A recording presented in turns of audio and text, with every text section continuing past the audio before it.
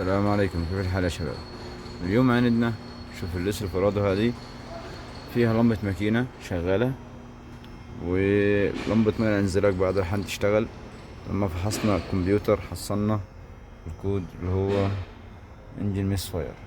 تمام، الكود هذا طبعا زي ما احنا عارفين ميس فاير هذا معناته ان في مشكلة في الحريق ايا كان بقى. ممكن يكون الحريق هذا سببه مشكلة الحريق هذه سببها بواجي، ممكن سببها اسلاك، ممكن سببها كويل نفسه. تمام، الحين احنا فكينا الاسلاك زي ما انتم تشوفوها، شوية تعبانة الاسلاك. تمام، وبنفك البوجي بعد وان شاء الله نخبركم وش صار وش وضع البواجي.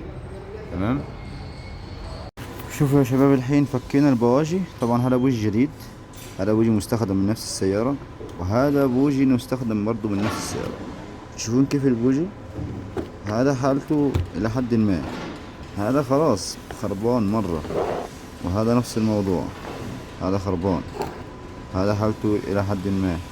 ولكن طبعا بتبدل طقم 4 الجهة هذه و4 الجهة التانية. تمام، يلا بنبدل بواجي جديدة ان شاء الله ونتابع معاكم.